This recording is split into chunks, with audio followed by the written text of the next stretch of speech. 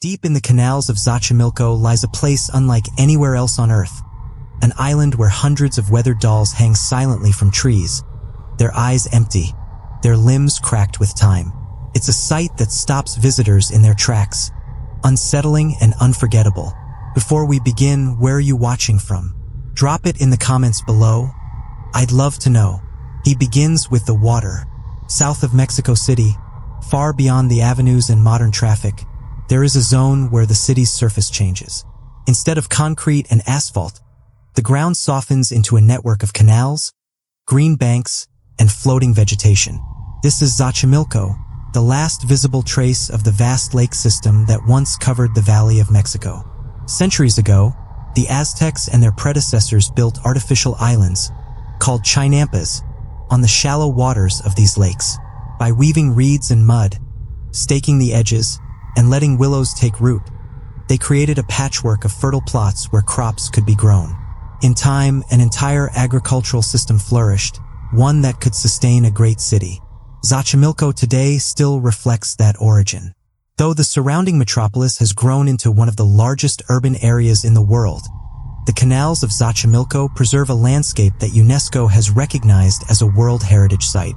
International reports describe the Chinampa Zone as an exceptional testimony to pre-Hispanic land use and emphasize its ongoing role in Mexican cultural identity. It is not only a tourist attraction but a protected zone, formally managed under city and federal authority, where ecological vulnerability and heritage value collide. The visitor who comes to Xochimilco sees both the natural remnants of the ancient lakes and the structures of human invention layered across centuries. Trajineras, brightly painted flat-bottomed boats, line up at embarcaderos, official boat launches regulated by the city. Each trajinera is large enough to hold groups, with benches around a long central table. Operators push the boats with long poles, gliding through the water much as gondoliers do in Venice. Among the many routes available, one is longer than most. From the Cuamanco Embarcadero, there is a published 4-hour route that leads to a site known as Isla de las Muñecas, the Island of the Dolls. Tourism authorities list it directly. The island has become part of the official itinerary, advertised by operators and promoted in brochures. It is not a hidden place, though it is not close either. Travelers commit hours on the canal to reach it, passing through narrow waterways lined with reeds and trees, where egrets perch on branches and occasional agelotes, the native salamanders, stir in the water. The island itself is a chinampa like others in the region, but one aspect distinguishes it. Hundreds of dolls, weathered by sun and rain, hang from trees and posts. Their plastic skin is faded, their limbs sometimes broken. The effect is striking and has drawn coverage from across the world. Photographs published in newspapers and wire services depict the dolls in detail, positioned along fences, nailed to trunks, or dangling by cords. There is no doubt about their presence. Images from the 1990s to the present confirm the practice of hanging dolls continued for decades and remains visible. Behind this unusual display stands the life of a man. His name was Don Julián Santana Barrera. He was not a public figure in the traditional sense, not a politician, writer, or artist, but his choices transformed his small island into a place that would be visited by thousands. The documented facts about him are few but significant. According to reports published in Mexican press, particularly in La Jornada in April 2001, Santana Barrera was close to 80 years old at the time of his death. He lived alone on his chinampa, without electricity, sustaining himself in relative isolation. Relatives, especially a nephew named Domingo, would visit and provide assistance when needed. His death was formally recorded. Authorities recovered his body and transferred it to the investigative agency of Xochimilco. The death certificate stated heart failure as the cause. This information entered the public record, making clear that his passing was not surrounded by uncertainty in the official sense. In later interviews with international journalists, relatives described the moment of discovery and their role in maintaining the island afterward, but the legal record gives the essential fact. He died in April 2001, cause heart failure, age about 80. Afterward, the island did not fall silent. Visitors continued to arrive, perhaps in greater numbers than ever. Relatives, especially Domingo, welcomed them. Journalists arriving on Trajineras wrote of being greeted at the chinampa, shown the collection of dolls, and told of Don Julian's life. They also documented the island's condition. Rough wooden structures, improvised shrines, and no electrical connection. Photographs published in outlets such as the Associated Press and the Washington Post depict these scenes vividly. There is consistency in the imagery, showing that the island's appearance has remained broadly similar from the late 20th century into the 21st. It is here that legend enters. A story often repeated says that many years earlier a girl drowned near the island. The story claims that Julián found her or witnessed the aftermath, and that the dolls he hung were in part an offering to her spirit. Visitors today can see a wooden cross on the canal bank, presented as marking the spot of the alleged drowning. Reporters have photographed it and described it in print. But alongside these descriptions comes an important qualifier. No official accident report or public document has ever confirmed that such a drowning occurred.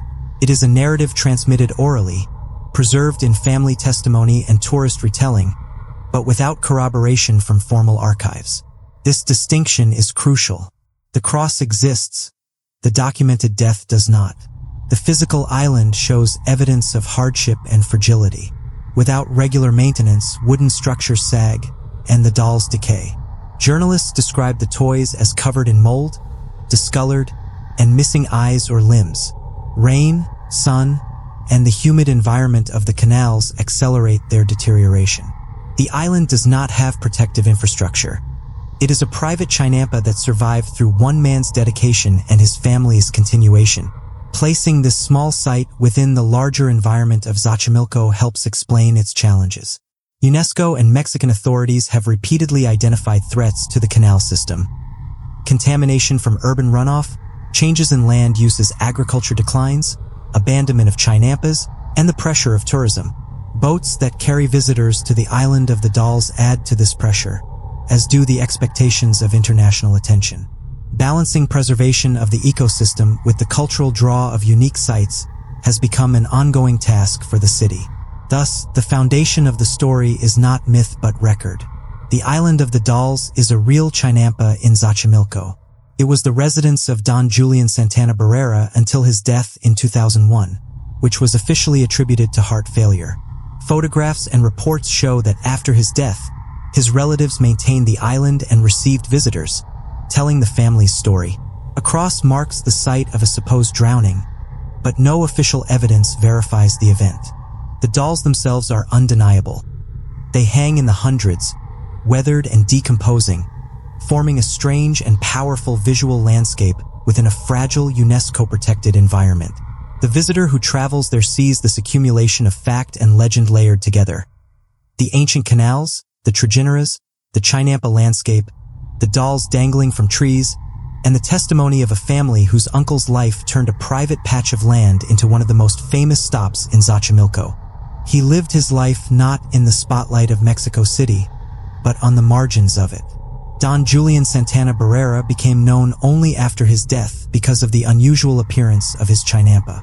Before that, he was one of thousands of residents tied to the canals of Xochimilco, maintaining a modest way of life in a zone that was at once agricultural, historical, and increasingly pressed by the encroaching city. The precise details of his early years are scarce in official archives. No major newspaper produced a comprehensive biography of him before 2001, and his name does not appear in political, literary, or civic registries. What exists instead are fragments. Mexican reporters who wrote about his death stated his age was around 80, placing his birth approximately in the early decades of the 20th century. That period in Mexican history was marked by upheaval. The revolution of 1910 to 1920 had recently ended. Agrarian reforms were remaking land tenure, and rural communities around Mexico City were struggling to adapt to urban expansion. In Xochimilco, families like his relied on the traditional use of chinampas. A chinampa is not an ordinary island. It is an engineered platform built through the layering of mud, vegetation, and stakes driven into the shallow lakebed. Over time, willows and other trees rooted the structure in place, giving it stability.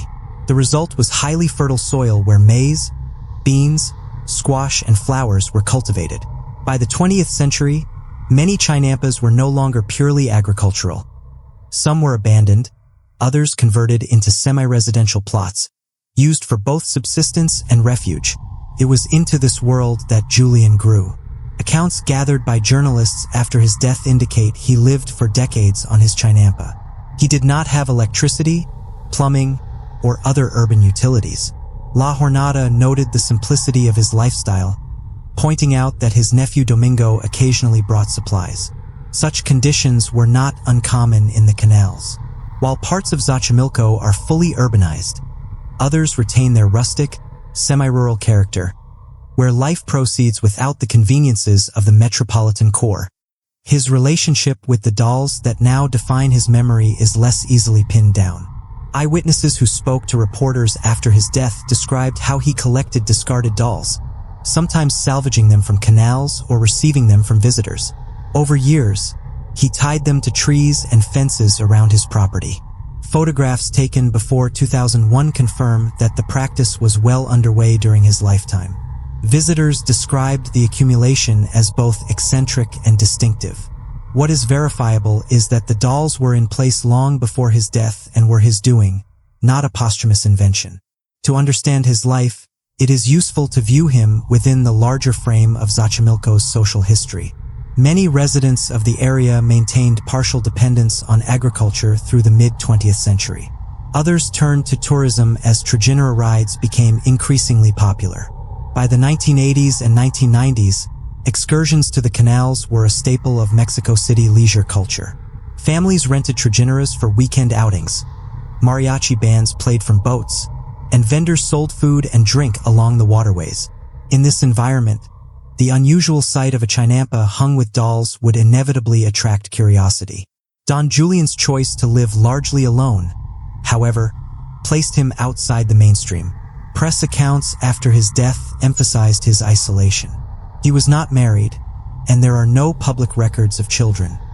His closest tie in later years appears to have been to Domingo, who became the spokesperson for the family and the caretaker of the island. When reporters visited in the months following Julián's death, it was Domingo who welcomed them, explained his uncle's habits, and guided them around the property. There are no government records indicating that Julián registered the island as a commercial site or tourist business during his lifetime. This suggests that he did not seek to monetize his peculiar collection. Rather, the island only transformed into a deliberate destination after others, tour operators and later his family, made it part of official trajinera routes. This interpretation is consistent with his solitary lifestyle. His practice of gathering and hanging dolls was personal, not professional. The exact motivation behind his collecting remains a subject of debate. His family has described it in various ways, sometimes linking it to the story of the drowned girl, sometimes portraying it as a form of devotion or protection. But what can be said with certainty is that, for decades, Julián consistently placed dolls around his chinampa until they became its defining feature. Photographic evidence from the 1990s shows him alive on the island, surrounded by dolls already discolored and worn. These images, published in local outlets and later reproduced in international media, confirm his direct involvement. They also provide an authentic baseline. The island's appearance during his lifetime was essentially the same as visitors see today, a jumble of weathered toys hanging in the trees. His death in 2001 marked a turning point. The report by La Jornada provided factual clarity.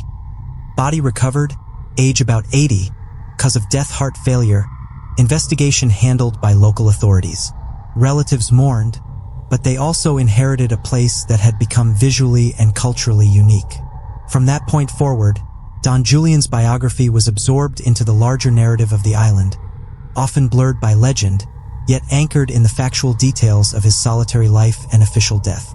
In many ways, his biography mirrors the trajectory of Xochimilco itself. He was rooted in an older way of living, chinampa-based, isolated, resistant to urban conveniences, while the world around him shifted toward tourism, spectacle, and international attention. His personal eccentricity became the seed for a public phenomenon, but the man himself remained, by all accounts, quiet and reclusive. Visitors who met him in his later years, and whose testimonies appeared in newspapers, recall a man devoted to his chinampa, uninterested in leaving and intent on his practice of maintaining the dolls. Beyond that, his biography remains understated. No political activism, no participation in broader city life, no recorded involvement in cultural institutions. He lived, collected, maintained, and died. This sparse record may seem thin, but it is also what gives the story its distinctiveness. Unlike a public figure with archives and documentation, Don Julián is known through fragments of verified reporting, his nephew's testimony, and the physical evidence of the island itself. These provide enough to sketch his life, though not to fill in its every corner. The story that surrounds the island cannot be separated from the tale of a drowning. It appears in nearly every article written about the site, repeated by relatives and guides, and presented to visitors as the central explanation for the dolls. Yet when the layers are stripped back to what can be traced in verified records, the line between legend and fact grows sharply visible. According to family testimony cited in Mexican and international press, the account begins decades earlier, before the dolls appeared. The narrative says that a young girl drowned near the chinampa where Don Julián lived. In some versions, she was playing near the canal, slipped into the water, and could not be rescued. In others, Julián himself was said to have witnessed or even attempted to save her. Reporters who visited the site after his death were shown a cross erected by the canal, explained as the marker of the incident. Photographs confirm the cross exists, weathered withstanding against the reeds at the edge of the water. But the official record tells something different. Despite the ubiquity of the story, no municipal, forensic, or press archive from the period of the alleged drowning has been produced to substantiate it.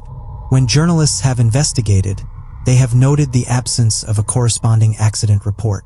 Mexico City's large newspapers, which routinely publish stories about accidents in the canals, drownings, boating incidents, or environmental hazards, carry no entry that can be tied directly to the event described by the family.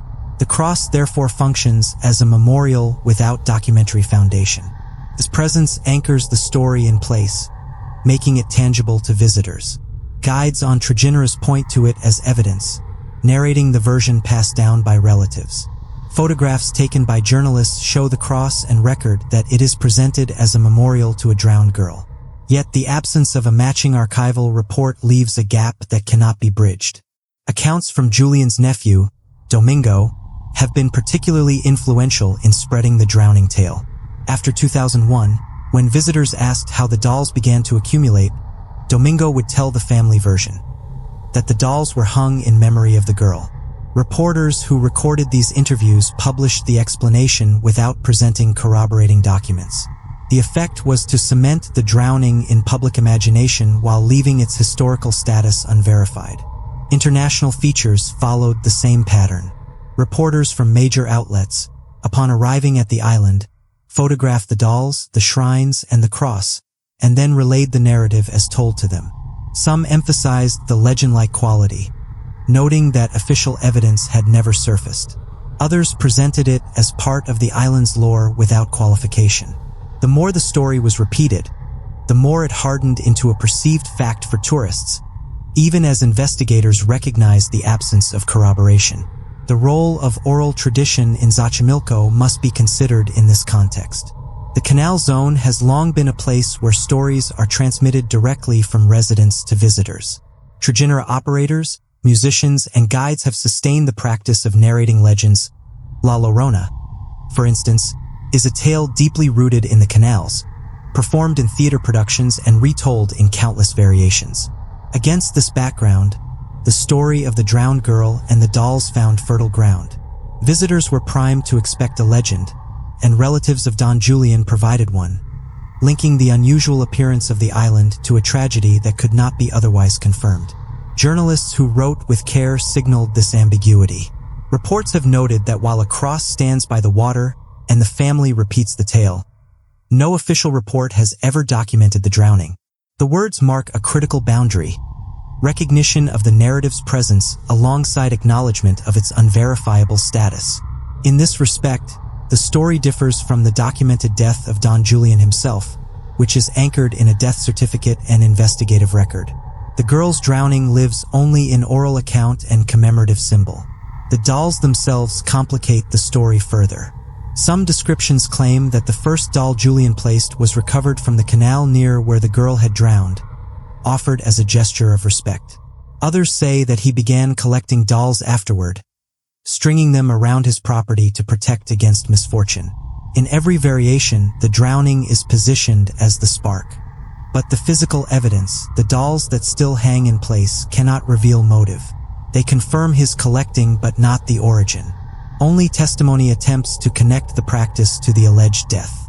In the absence of archival confirmation, historians of folklore describe this kind of phenomenon as the crystallization of legend around a visual focal point.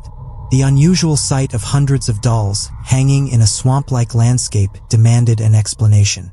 Relatives and neighbors provided one, attaching the practice to a narrative of loss that fit the environment. The result is a story that has traveled across the world, told in guidebooks, documentaries, and travel blogs, while the lack of official record remains unchanged. What can be affirmed with certainty is this: there is a cross on the canal bank, presented as a memorial. Family members have told journalists that a girl drowned there decades ago. Guides and trigenera operators repeat the story to visitors. International press has photographed the cross and reported the claim. But there is no accident report, no name of the girl, no municipal record, and no newspaper article from the time of the alleged drowning to confirm it happened. The persistence of the story illustrates the power of oral testimony in shaping the identity of a place. For visitors, the legend gives meaning to the dolls, turning them from discarded objects into memorial offerings. For the family, it situates Don Julián's eccentric practice within a framework of compassion and remembrance. For journalists, it provides narrative tension, a human tragedy behind a bizarre sight. And for researchers, it presents a caution that what is most often repeated may not be what is most reliably documented. Thus, the drowning tale, while unverifiable, is inseparable from the island's identity. The dolls alone would have drawn attention, but the story of a girl lost to the water gave the site its aura. Every trigenera that approaches the island does so with that tale in the minds of its passengers. They disembark, see the cross, and hear the story again, unaware that behind it lies silence in the official record. He began with one doll. At least that is how the accounts describe it. In some tellings, it was salvaged from the water near his chinampa. In others, it was found discarded along the bank. Whether or not the drowned girl's story is attached, the fact remains that Don Julián started to hang dolls on his property, and over time the number multiplied. The earliest photographic evidence available from journalists and local photographers shows the practice already well established during the 1990s. By then, trees around the chinampa were festooned with weathered toys. Dolls missing eyes, their limbs torn, their hair tangled and stiff with grime. Visitors arriving by trigenera reported seeing dozens, even hundreds, tied to branches and nailed to posts. This was not a temporary arrangement. It had become the defining characteristic of the island while Julián was still alive. Journalists who wrote about his death in 2001 confirmed that the dolls were present long before. La Jornada, in its April 21st article announcing his passing, described him as the caretaker of the dolls, a phrase that indicates the practice was already widely recognized. The wording was not poetic license but a factual label for how he was known in the region. Local residents, his relatives, and trigenera operators all understood his identity as inseparable from the figures that surrounded him. The act of hanging dolls, when stripped of its legend, was an ongoing and labor-intensive practice. Each doll had to be acquired, carried, and attached. Reports from relatives and guides state that he collected discarded dolls from trash piles, from the canal water, or received them as gifts from occasional visitors. There is no record that he purchased large numbers of new dolls from stores. The appearance of the figures themselves supports this, as most are worn, broken, or incomplete. Eyewitnesses who later visited described seeing dolls with missing arms, eyeless sockets, and faded clothing, suggesting that the majority were salvaged rather than bought. In this way, the island became a kind of repository for the cast-off material of the city. Mexico City in the late 20th century produced vast amounts of plastic refuse, including mass-produced toys. The canals of Xochimilco often carried debris washed in from surrounding areas. Don Julián, living at the edge of this system, retrieved items others had thrown away and repurposed them into his own form of decoration. Over decades, this accumulation built a spectacle of decay that was strikingly at odds with the vibrant natural surroundings. Visitors described the visual impact as unsettling, but it was also undeniably magnetic. Where other chinampas displayed flowers or maintained tidy groves of ahujo trees, his presented an array of human-like figures in stages of decomposition. Photographs taken by press photographers capture this atmosphere. A doll with one arm, another blackened by mold, heads without bodies, and torsos hanging from nails hammered into tree trunks. The natural elements, humidity, insects, and sun, accelerated their deterioration, giving the island its signature appearance. The hanging of dolls also created a dynamic, layered display. New dolls were added while older ones decayed. Some were strung up high in branches, visible from afar to approaching trigeneras. Others were tied to fences, leaning over pathways where visitors walked. The result was an environment not of order but of accumulation, where no single doll dominated but altogether produced a dense field of faces and limbs. International reporters who traveled to the island in the years following his death consistently noted that this practice had defined his life. Some framed it as eccentricity, others as devotion, but the material evidence was plain. Hundreds of dolls positioned across the chinampa. It was not an isolated gesture but a sustained habit maintained over decades. An important fact emerges when the timeline is traced. The dolls were not added after his death as a tourist gimmick. They were already present in large numbers while he lived. Eyewitnesses and relatives confirmed this to journalists, and photographs from before 2001 corroborate it. Therefore, the practice belongs firmly to Don Julián himself, not to those who came later. His nephew and relatives may have continued the accumulation, but the foundation was his alone. The dolls themselves spanned a range of types. Some were baby dolls with molded plastic faces and cloth bodies. Others were fashion dolls resembling the popular styles of the mid-20th century. There were also doll heads without torsos, stuffed animals, and occasional figurines that did not strictly belong to the doll category. The heterogeneity reinforced the impression of randomness. He did not curate a specific style but attached whatever figures came into his possession. The choice of dolls as the medium carries cultural resonance. In Mexican households, dolls have long been common playthings for children, often preserved or passed down. To see them deconstructed, damaged, and displayed in trees transformed a familiar object into something uncanny. This transformation is part of what made the island so arresting to visitors. They were not encountering an unfamiliar artifact but a distorted version of a common domestic item. Relatives who spoke to reporters after his death portrayed the practice as ongoing almost until his final days. They recalled that he never stopped tying new dolls, even when older ones were falling apart. This constant renewal reinforced the impression that the island was alive with his activity, that he was continually reworking the landscape through objects others considered trash. For trigenera operators, the dolls provided a unique attraction. By the 1990s, when the island was already becoming known, boatmen could point out the chinampa from a distance because the figures hanging in the trees made it instantly recognizable. Some would stop and allow passengers to disembark briefly. The dolls became a landmark within the canal system, much as bridges, churches, or notable groves marked other points of reference. Over time, the accumulation grew to such a scale that it could not be easily dismissed as eccentric decoration. Journalists writing after 2001 routinely described the site as covered or filled with dolls. Photographs confirmed this density. It was no longer the gesture of one or two figures placed by chance, but a sustained, systematic act that reshaped the appearance of an entire chinampa. What began as a single doll thus became a decades-long practice that defined both the man and the island. Without the dolls, his chinampa would have been one among many. With them, it became a destination, a curiosity, and eventually an internationally known sight. The practice stands as the most tangible and indisputable fact of his life. Whatever the legends surrounding its origin, the physical evidence remains. Dolls nailed to wood, tied to branches, and suspended above the canal water. Their presence, documented by photographs before and after his death, provides material proof of the dedication with which he pursued this unusual habit. The 1990s marked a decade of transition for Xochimilco. The canals, long treasured as remnants of the ancient lake system, were already under pressure from the rapid urban growth of Mexico City. Population increases, pollution, and shrinking agricultural use put stress on the fragile ecosystem. UNESCO had designated the Chinampa Zone as a World Heritage Site in 1987, which brought international recognition but also intensified scrutiny.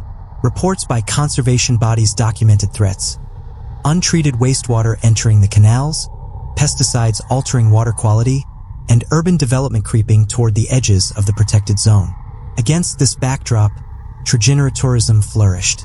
Boat rides had long been a favorite leisure activity for city residents, especially on weekends and holidays. Mariachi bands continued to perform on floating stages. Vendors sold quesadillas and pulque from small canoes, and families hired trigeneras for birthdays and celebrations. The 1990s, however, also saw increased promotion of Xochimilco as an international tourist destination. Guidebooks in English, German, and Japanese began to list the canals as a must-see stop near Mexico City. For these visitors, the canals were a picturesque cultural landscape, distinct from the urban sprawl of the capital. Within this period of rising tourism, the island of the Dolls began to emerge as an identifiable attraction. Local trigenera operators, aware of passenger curiosity, started to advertise special routes that included the Chinampa. Unlike the standard rides, which often remained near the busiest canals, the trip to the island was longer, sometimes taking 2 hours each way. Yet travelers were increasingly willing to undertake it, drawn by the unusual sight reported by earlier visitors: trees hung with hundreds of dolls. Journalists visiting Xochimilco in the 1990s began to record the island in print and photographs. Articles noted the existence of a solitary man, Don Julián, who had covered his Chinampa with decaying toys. Images published in local media displayed dolls nailed to trees, their plastic faces streaked by weather. These images are crucial because they establish that the island's distinctive appearance was already fully developed before the international coverage that followed his death. For Don Julián, these years meant that his isolated life intersected with the outside world more frequently. Trigeneras arrived at his Chinampa not just with neighbors or relatives, but with curious visitors, some of them foreign tourists carrying cameras. He remained the caretaker of the dolls, continuing to add new figures, while allowing the presence of outsiders who documented the scene. According to accounts from relatives later published in newspapers, he did not organize tours or charge admission. His role was passive, maintaining his practice, while boatmen and visitors turned it into a destination. The increased attention coincided with broader trends in Mexican media. The 1990s were a period of fascination with unusual and folkloric stories. Television programs devoted to mysteries, legends, and curiosities frequently highlighted eccentric individuals and locations. Though direct documentation of broadcast features is inconsistent, anecdotal references from residents suggest that television crews occasionally visited the island, filming its eerie atmosphere. In this way, the Chinampa began to circulate beyond Xochimilco itself, entering the visual vocabulary of the wider city. By the late 1990s, references to the island were appearing in travel writing. Guidebooks published in English described it briefly, often as a local curiosity or unusual sight. Photographers captured it as part of broader features on Xochimilco. Some images were reproduced in tourist brochures, where the dolls contrasted sharply with the colorful trigeneras and flower-filled Chinampas that dominated most marketing materials. This juxtaposition created intrigue. Visitors expecting festive scenery were also told of a place that was unsettling, even macabre. The transition from local curiosity to internationally recognized sight accelerated after 2000. News agencies with global distribution began to run photo essays. Associated Press photographers documented the dolls in stark detail, their cracked faces and missing limbs producing images that quickly spread across newspapers worldwide.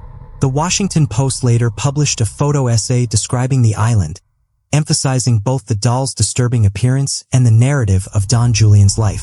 These accounts were anchored in actual visits, complete with interviews with relatives such as Domingo, who had assumed the role of host. For the island, this period meant visibility on a new scale. Where once only a handful of trajineras arrived each week, now demand increased. Boat operators began to advertise the island of the dolls by name on signs at embarcaderos. The longer journey became a commercial opportunity. The trip could be sold at a higher price than the shorter, standard routes. Visitors who had read about the island in international media specifically requested it, ensuring that word of mouth continued to amplify its reputation. Meanwhile, official cultural authorities paid closer attention. UNESCO's periodic monitoring of Xochimilco's heritage status noted the rising pressure of tourism on the canals. While the island itself was not singled out in reports, it functioned as an emblem of the tension. A private chinampa whose eccentric display had become a mass attraction. For environmental managers, the concern was practical. Increased trajinera traffic meant greater strain on fragile waterways. For cultural observers, the interest lay in how one man's practice had transformed into an internationally recognized legend within the span of a decade. The death of Don Julián in April 2001 marked the moment when these two trajectories, local legend and global media attention, converged. His passing was covered by Mexican newspapers, which reported the facts. Body recovered at age 80, cause of death heart failure, case handled by the Xochimilco Public Prosecutor's investigative agency. But the context of his death gave further momentum to the story. He had died not just as an anonymous resident, but as the caretaker of one of the strangest islands in Mexico. Reporters who had already published photographs of the dolls now added the obituary, deepening the mythos around him. In the months and years immediately following his death, international outlets expanded coverage. Travel writers described the island as haunted in atmosphere, though without supernatural claims, using the term metaphorically to capture the visual eeriness. Documentarians included it in programs about unusual places. The image of decaying dolls dangling above green canals became a standard feature in media representations of Mexico's stranger landmarks.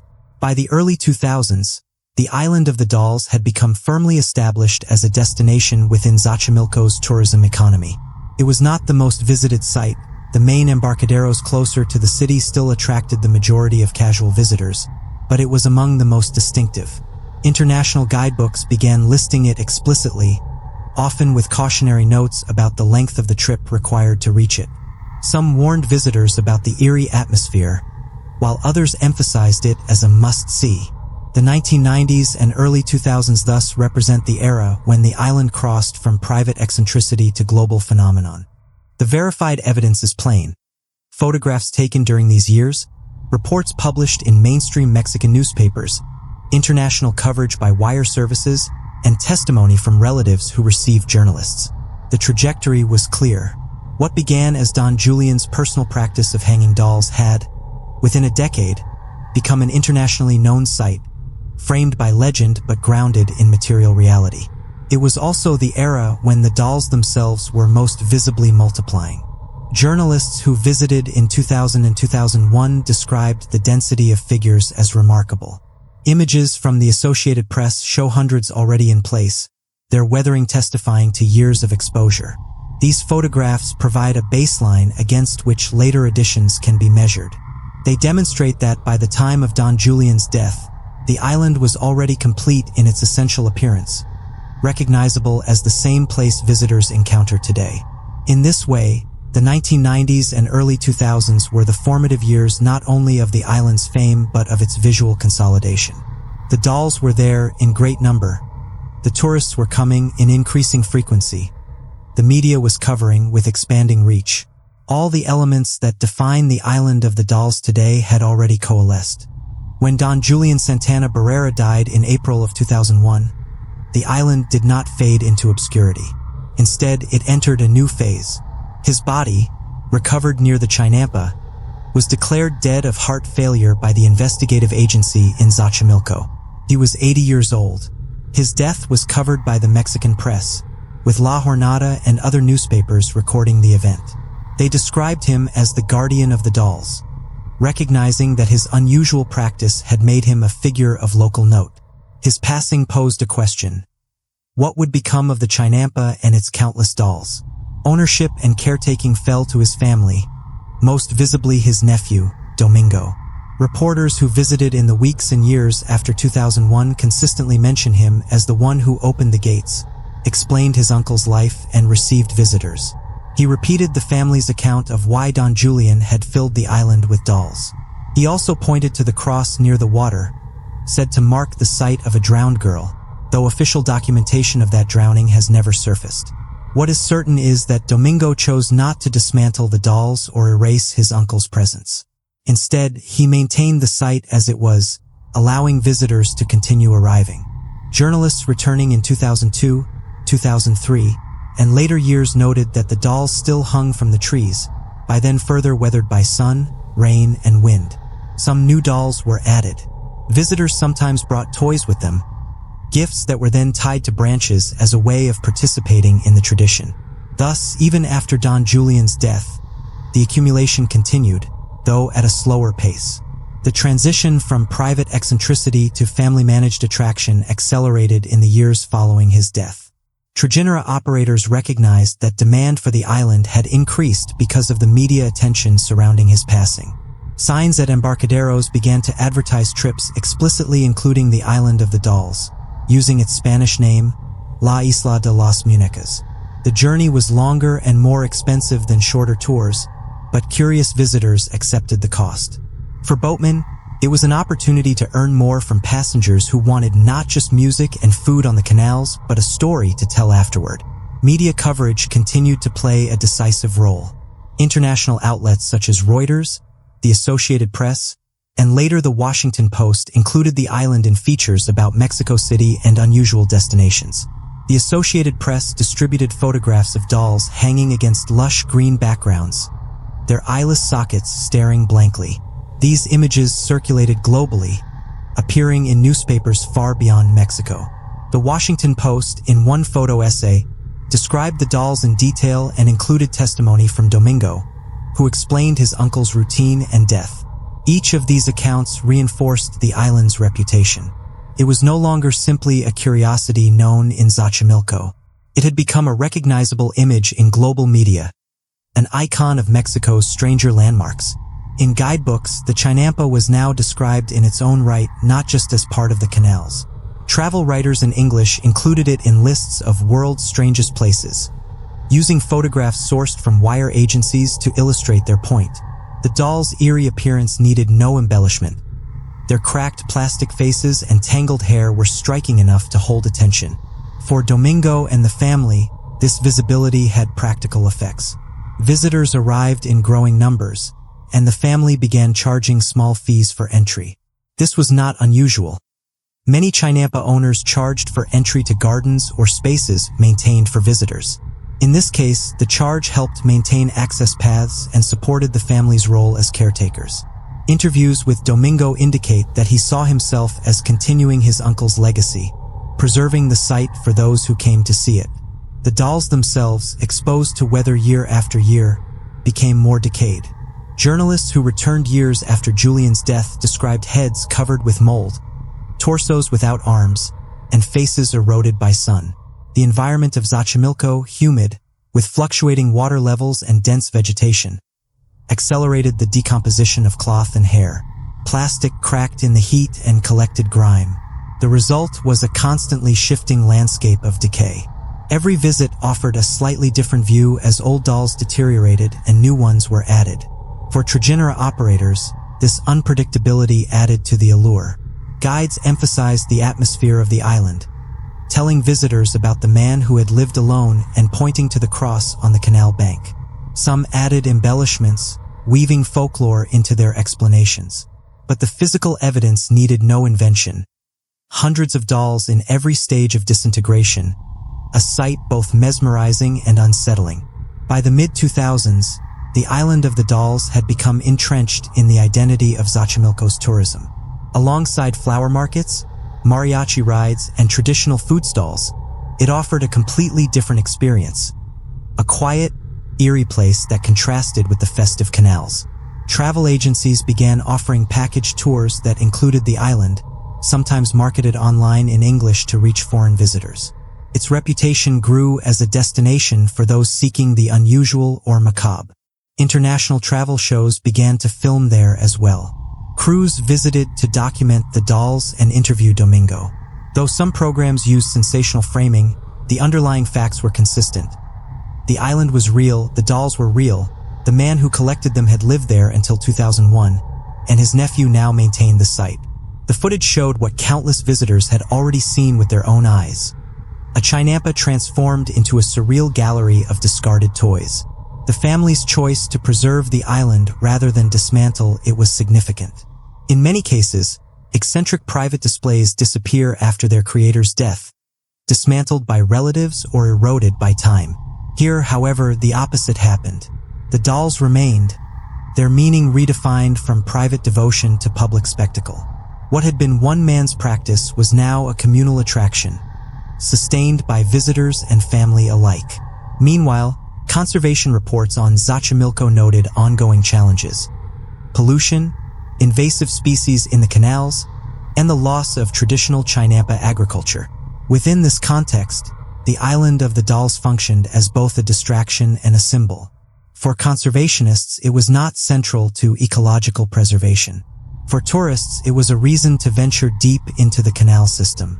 The influx of visitors indirectly supported trigenera operators and, by extension, local economies. Thus, the dolls played a small but real role in sustaining human activity within a fragile heritage zone. By the late 2000s, the island's image had become so widely distributed that it appeared in unexpected places. In art exhibitions exploring urban legends, in blogs cataloging unusual destinations, in photography contests highlighting cultural landscapes. Always, the dolls remained the centerpiece. Never the supernatural, but the material. Cracked eyes, broken arms, faded dresses, plastic bodies slowly crumbling under sun and rain. The continuity is striking. In the years after Don Julian's death, the chinampa retained its defining feature: hundreds of dolls suspended in trees and nailed to posts. Visitors came by trigenera, guided by boatmen, received by Domingo or other relatives, and walked among the decaying figures. Journalists documented the experience. International outlets amplified it. Tourists brought new dolls to add. The island lived on, not through invention but through preservation, through the simple act of leaving what Julian had built in place. In this way, the post-2001 period marked the consolidation of the island of the dolls as an enduring cultural landmark. Its origins in one man's practice were firmly established, and its continuation under his family ensured that the spectacle did not vanish. For visitors, the dolls were not abstract symbols but physical presences. Objects weathered by time, suspended in an environment that gave them a haunting immediacy. For trigenera operators and the Xochimilco tourism industry, the island became an indispensable stop, part of the narrative they offered about the canals. It was no longer only Don Julian's island. It had become something larger, a shared destination, a piece of Mexico's cultural geography, shaped by local memory and international fascination alike. By the early 2010s, the island of the dolls was no longer only a story told by trigenera operators or relatives of Don Julian. It had become a subject of digital circulation. Online platforms that specialized in unusual destinations began to feature it. Lists with titles like The Strangest Places on Earth or Creepiest Tourist Attractions consistently included the chinampa in Xochimilco. The photographs, often sourced from wire agencies like Associated Press or Reuters, displayed the decaying dolls in vivid detail. Empty eye sockets, cracked faces, plastic limbs dangling from trees. These images translated powerfully to the new visual culture of the internet. Blogs and travel websites embedded them, often without detailed context because the photographs spoke for themselves. A forest of dolls, rotting in the humid air of a canal, required little explanation to capture attention. Social media platforms amplified this effect. Posts featuring the island's images spread widely, with captions emphasizing the unsettling appearance rather than the ecological or historical background. Television programming also cemented the island's reputation. International travel and documentary shows filmed at the site, interviewing Domingo or other relatives, recording the Trajinera journey, and focusing their cameras on the dolls. Programs that specialized in unusual destinations presented the island alongside other eccentric landmarks around the world. Though some shows introduced supernatural framing for dramatic effect, the underlying material facts remained unchanged. A chinampa covered in hundreds of decaying dolls, maintained after the death of the man who began the practice. For the family, these appearances reinforced their role as custodians. Domingo continued to welcome journalists and filmmakers, explaining his uncle's life and the ongoing tradition of hanging dolls. He repeated the family's narrative that connected the practice to a drowned child, even as no official documentation of such a drowning had ever been presented. This repetition, filmed and broadcast internationally, ensured that the story circulated widely. The physical reality of the island remained constant. Visitors arriving by Trajinera still encountered a dense display of dolls tied to trees, nailed to fences, and suspended over the water. Many figures were in extreme states of decay. Mold, insects, and sun exposure had eroded their features. Journalists described hair matted into clumps, eyes hollowed out, and clothing bleached pale. Yet new dolls continued to arrive, brought by tourists who wished to contribute. These gifts, often modern plastic toys, contrasted sharply with the mid-century dolls that had formed the original accumulation. The result was a stratified collection, layers of different decades hanging side by side. As tourism increased, the island gained visibility in English-language guidebooks. Publications targeting foreign travelers included it under sections for offbeat or alternative attractions in Mexico City. Some recommended the trip, while warning that it required several hours by boat.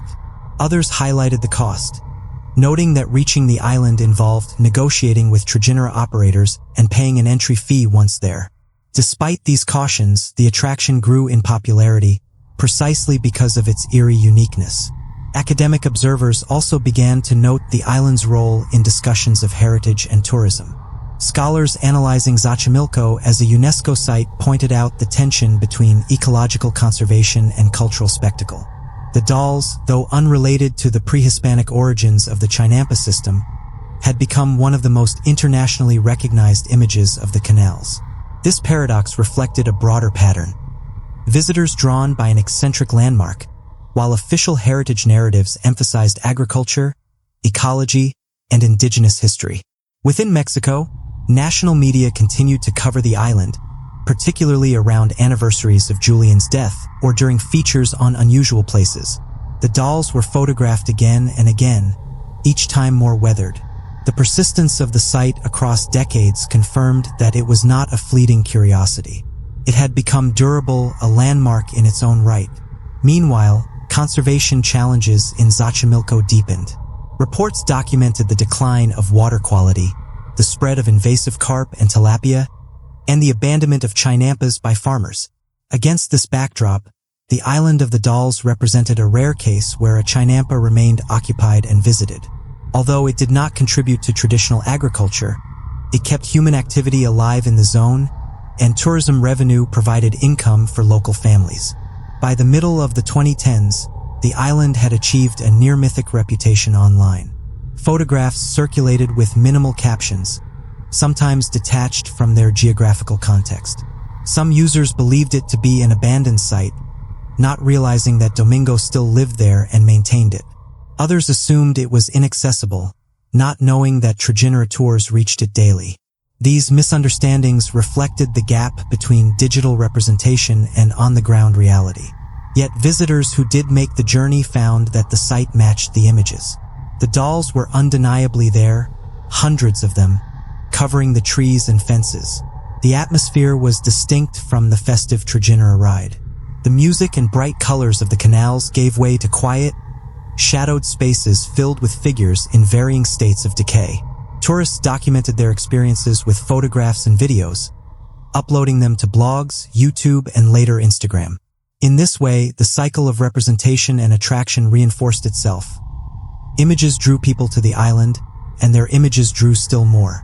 The reputation of the island during the 2010s cannot be separated from the rise of global media flows. It was a period when the boundary between journalism, travel writing, and user-generated content blurred. Wire service photographs appeared alongside amateur snapshots. Professional documentaries aired on television at the same time that personal vlogs recorded the same trajectory routes. Together, they created a dense web of representations, all pointing back to the same material reality. A chinampa in Xochimilco, covered in dolls, preserved after the death of the man who began the practice. Through it all, Domingo's role remained central. Journalists who visited consistently cited him, not as a folkloric figure but as a living caretaker. He explained his uncle's habits, guided visitors, and occasionally received new dolls from tourists. His presence kept the island from becoming abandoned or inaccessible. He was the bridge between Don Julian's solitary practice and the global audiences who now encountered it through media. Thus, the 2010s can be seen as the decade of consolidation. The Island of the Dolls moved firmly into the category of global cultural phenomenon. It appeared in travel media, in academic analysis, in popular television, and across countless digital platforms. The dolls themselves, weathered and accumulating, stood unchanged. But their meaning expanded, carried outward by photographs, stories, and the steady flow of trajineras bringing visitors into the heart of Xochimilco's canal system. In the late 2010s, the Island of the Dolls became a fixture of global travel media. Instagram and YouTube amplified its eerie visuals, with visitors sharing photographs of decayed faces and dangling limbs. International guidebooks began to promote the island more openly, and trajinera operators made it one of their most profitable routes. Journalists still found Domingo guiding tourists and repeating his uncle's story, while visitors continued bringing dolls to hang. When COVID-19 struck in 2020, Xochimilco's canals fell silent. Trajinera rides were suspended, vendors closed, and the family lost their small income. The dolls, exposed to rain and sun, decayed in isolation. As restrictions lifted in 2021, visitors slowly returned, and the island once again became a stop for curious travelers. The pandemic revealed both the fragility of its tourism economy and the endurance of the dolls themselves. By 2022, tourism had rebounded. The Island of the Dolls once again appeared in newspapers, blogs, and photo essays, often described as one of Mexico's strangest destinations. The dolls were more weathered than ever, their decay part of the attraction. New toys continued to arrive from visitors, creating a strange layering of eras. UNESCO reports on Xochimilco's ecology highlighted pollution and invasive species, though the island itself was only indirectly involved. For the family, the focus remained practical, maintaining the chinampa, guiding visitors, and preserving Don Julian's tradition. Social media gave the site new visibility, while commercial tours incorporated it more firmly into Mexico City's tourism economy. The dolls, in their ruin, had become part of living heritage. In the mid-2020s, the Island of the Dolls stood as a paradox, neither ancient nor agricultural, yet one of the most iconic sites in Xochimilco. Its survival depended on Domingo and his family, on trajinera traffic, and on the resilience of the canals themselves.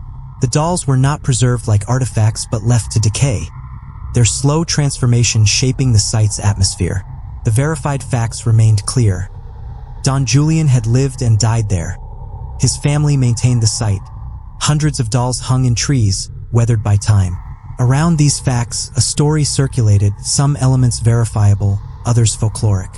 Together, they gave the island its aura. In its persistence, the site demonstrated how individual acts could evolve into collective heritage, how decay could become spectacle, and how an eccentric practice could endure as part of Mexico's cultural landscape. And that brings us to the end of this journey through the Island of the Dolls, a place where history, memory, and time itself hang heavy in the air. If you found this story as fascinating as I did, make sure to hit that like button, subscribe, and share it with someone who loves exploring the world's most unusual places. This is Eternal Obsidian, and I'll see you in the next one.